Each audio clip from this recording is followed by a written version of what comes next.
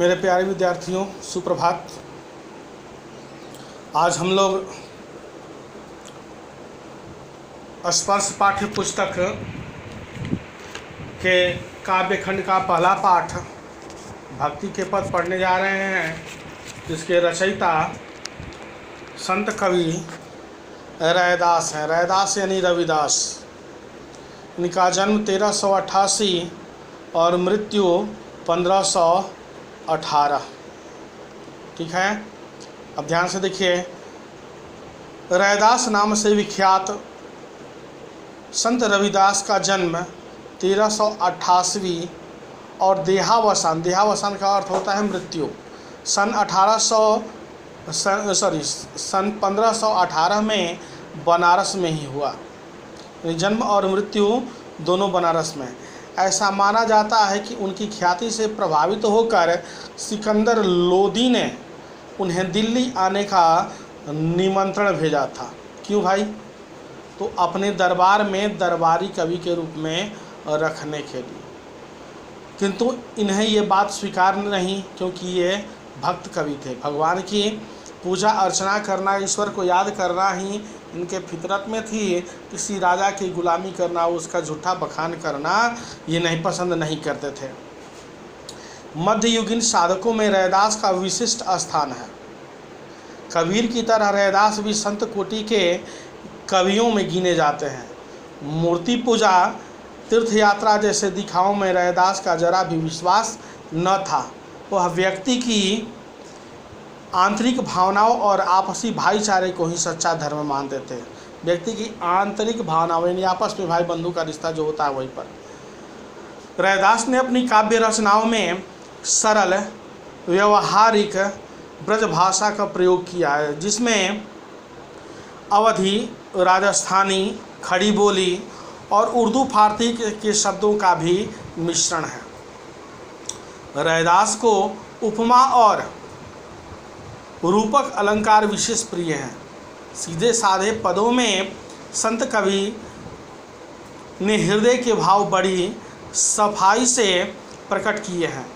इनका आत्मनिवेदन, दैन्य भाव और सहज भक्ति पाठक के हृदय को उद्वेलित करते हैं, प्रभावित करते हैं, मन में इच्छा उत्पन्न करते हैं। रैदास के 40 पद सिखों के पवित्र धर्म ग्रंथ गुरु ग्रंथ साहब में भी सम्मिलित है। अब देखिए, ये तो अभी तक 2 पैराग्राफ में, पहले पैराग्राफ में इनका जन्म कैसे कवि थे, इनकी विशेषता क्या थी, दूसरे में इनकी रचनाएं कैसी थी, इनकी रचनाओं में कैसे शब्दों का, किन भाषाओं का प्रयोग मिलता है, इनकी रचनाओं का मूल भाव क्या है, ये सभी बातें हमने पढ़ी। अब देखिए, जो तीसरा पैराग्राफ हम पढ़ने जा रहे हैं, उस तीसरे पैराग्राफ में यहाँ पर जो 2 पद लिए गए हैं इस पाठ में, उसमें पहला पाठ और दूसरा पाठ के बारे में बताया जा रहा है, पद परिचय। लेकिन मैं यहाँ पर एक ही का पद परिचय बताऊँगा और दूसरा भाग का जो है, दूसरा कविता का दूसरा भाग पढ़ाऊँगा, उस समय बताऊँगा। तो यहाँ पर देखिए, रैदास के 2 पद यहाँ लिए गए हैं। प्रथम पद, प्रभु जी तुम चंदन हम पानी में कवि अपने आराध्य को याद करते हुए उनसे अपनी तुलना करता है। उसका प्रभु यानी कवि का प्रभु बाहर किसी मंदिर या मस्जिद में नहीं विराजता, बल्कि उसके अपने अंतस में सदा विद्यमान रहता है। विद्यमान यानी मौजूद रहता है। यही नहीं, वह हर हाल में, हर काल में उससे श्रेष्ठ और सर्वगुण संपन्न है। इसलिए कवि को उन जैसा बनने की प्रेरणा मिलती है। यानी जो संत कवि रविदास के ईश्वर हैं, वो किसी मंदिर मस्जिद में निवास नहीं करते हैं, वो सामान्य जन के हृदय में निवास करते हैं। और यही गुण जो है कवि को प्रभावित करती है और कवि को उन जैसा बनने की प्रेरणा मिलती है। अब देखिए, पहला पद हम लोग पढ़ते हैं। अब कैसे छूटे राम नाम रट लागी, प्रभु जी तुम चंदन हम पानी, जाकी अंग अंग बास समान। कवि कहते हैं कि अब कैसे छूटे राम नाम रट लागी। हे प्रभु, अब यह कैसे छूटेगी? अब ये अर्थात ये छूटने वाली नहीं है, क्योंकि राम नाम की रट, रटने की रट, यानी राम नाम के माला जपने की रट मुझे लग गई है, ये अब छूटने वाली नहीं है। प्रभु जी तुम चंदन हम पानी, जाके अंग अंग बास समानी। हे प्रभु यदि आप चंदन हैं तो मैं पानी हूँ।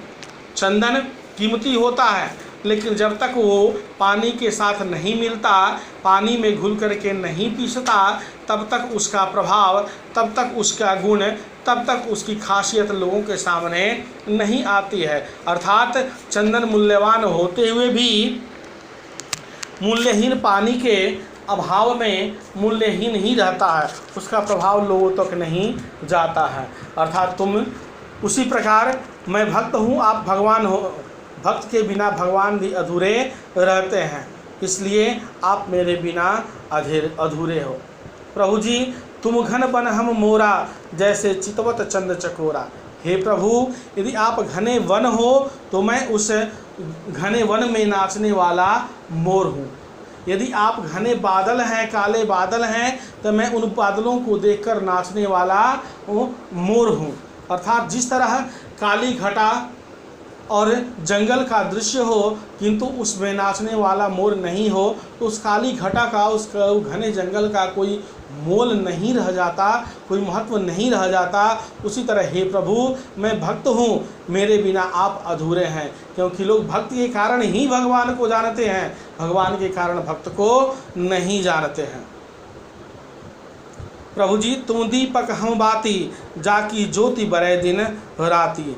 हे प्रभु यदि आप दीपक हों तो मैं उस दीपक में जलने वाला बाती हूँ, जिसकी ज्योति दिन रात जलती है और सारे अंधकार को दूर मिटाती है। एक और उदाहरण का प्रयोग करते हुए कवि कहते हैं कि हे प्रभु लोग दीपक को जानते हैं, लेकिन उस दीपक में जलने वाले बाती को नहीं जानते। लोग यही समझते हैं कि दीपक उजाला करता है, लेकिन ये लोग नहीं समझ पाते कि उस दीपक के बीच जलने वाला जो बाती है, वो बाती जलता है तो उजाला होता है। दीपक यदि बाती न जले तो दीपक नहीं जल पाता। उसी तरह हे प्रभु मैं भक्त हूँ, आप भगवान हो, मेरे बिना आप अधूरे हो। मेरे अस्तित्व के बिना आपका भी कोई अस्तित्व नहीं है। प्रभु जी तुम मोती हम धागा, जैसे सोना ही मिलत सुहागा। हे प्रभु आप यदि मोती हैं तो मैं धागा हूँ, आप कीमती मोती हैं तो मैं मूल्यहीन धागा हूँ। आप मोती के जैसे मूल्यवान वस्तु कम मूल्य वाले धागा में गुथे जाने के बाद और भी मूल्यवान हो जाते हैं, किंतु जब तक उन्हें धागे में नहीं गुथा जाता उनका मूल्य उतना अधिक नहीं होता जितना माला बन जाने पर होता है। उसी तरह हे प्रभु, हे मेरे स्वामी, मैं भक्त हूँ, आप मेरे भगवान हो। जब तक आपकी कोई आराधना नहीं करता तब तक आपका मूल्य नहीं बढ़ता, आपको लोग नहीं जानते, भगवान नहीं मानते हैं। अर्थात हम भक्तों के कारण ही आप भगवान हैं। अंत में है प्रभु जी तुम स्वामी हम दासा, ऐसी भक्ति करे रैदासा। रविदास कवि कहते हैं कि हे प्रभु आप मेरे स्वामी हैं और मैं आपका सेवक हूँ, ऐसी हमारी यह भक्ति है, ऐसी हमारी यह भक्ति है। एक बार आइए देखते हैं पूरे पाठ का फिर से, जो अभी तक हमने पढ़ा उसका अर्थ जरा ढंग से सजा करके एक के बाद एक। इस पद में संत कवि रैदास कहते हैं कि हे प्रभु मुझे तो अब तुम्हारा नाम स्मरण करने की रट लग गई है। रट यानी आदत, वह कैसे छूट सकती है, अर्थात नहीं छूट सकती है। रैदास अपने आराध्य से अपना तुलनात्मक संबंध जोड़ते हुए कहते हैं कि हे प्रभु जी यदि तुम चंदन हो तो मैं पानी हूँ, यदि आप चंदन हो तो मैं पानी हूँ। पानी के साथ मिलकर घिसने पर जिस प्रकार चंदन की सुगंध निखर उठती है, वैसे ही तुम्हारे चंदन तुल्य पवित्र रूप और नाम की महक मेरे अंग अंग में समा गई है। तुम यदि घन हो तो मैं मयूर हूँ, तुम चंद्रमा हो तो मैं चकोर हूँ, तुम दीपक हो तो मैं बाती हूँ, और मैं तुम्हारे प्रेम में दिन रात जलता रहता हूँ। यदि तुम मोती हो तो मैं धागा हूँ, और यदि तुम सोना हो तो मैं सुहागा हूँ। हे ये सभी उपमान प्रियता सूचक और भक्ति और भक्त और भगवान के बीच अनन्य संबंध के सूचक है। रैदास अंत में भगवान से दास्य भाव की भक्ति की याचना करते हुए कहते हैं कि हे प्रभु, तुम मेरे स्वामी हो और मैं आपका दास हूँ, मैं आपके शरणागत हूँ, मैं आपका चरणों की वंदना करने वाला हूँ।